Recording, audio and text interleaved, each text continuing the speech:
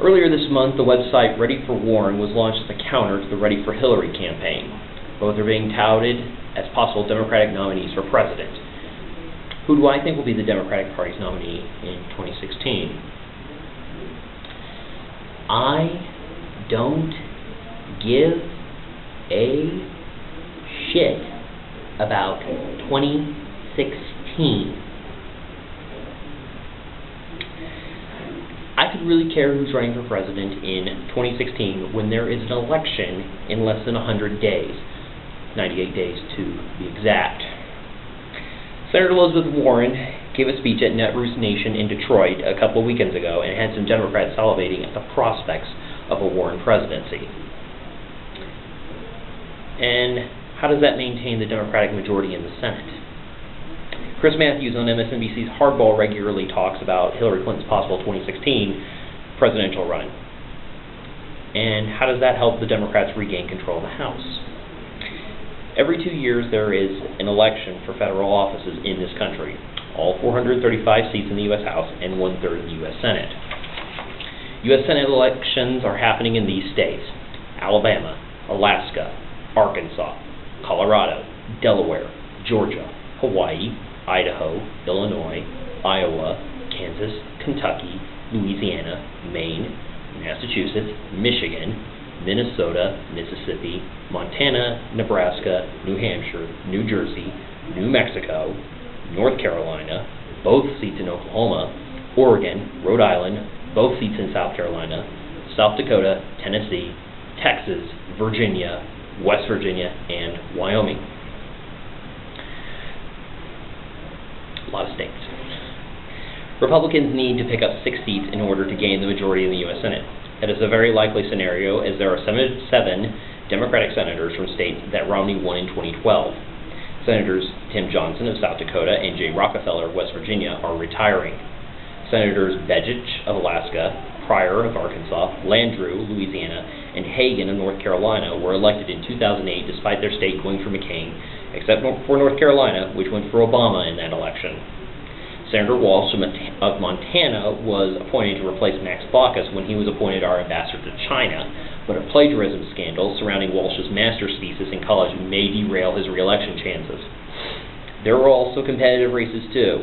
Retirements in Iowa and Michigan have turned those reliably Democratic seats into races to watch.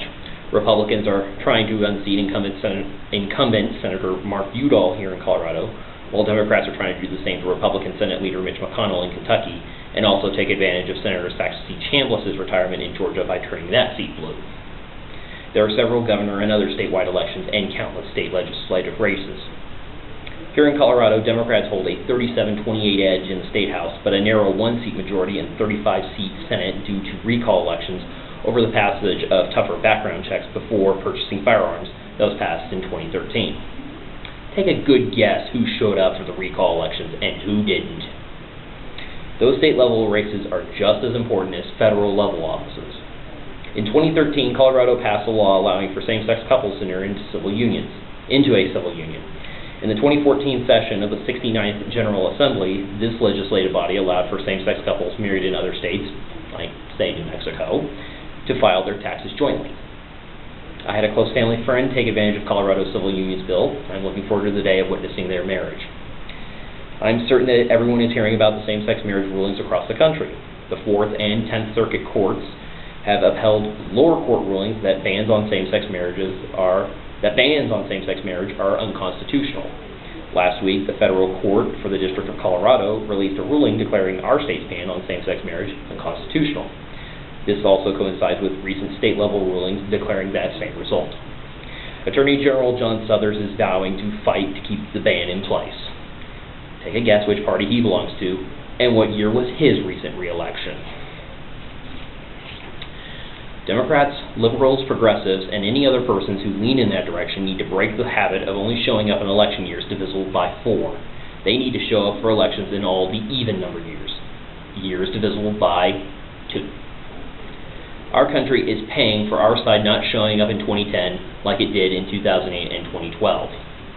Since state legislatures deal with redrawing representative districts after a census year, and Republicans took control of at least one chamber of a state legislature, it is why Republicans held control of the U.S. House in 2012, despite Democratic House candidates receiving more than 1.4 million votes.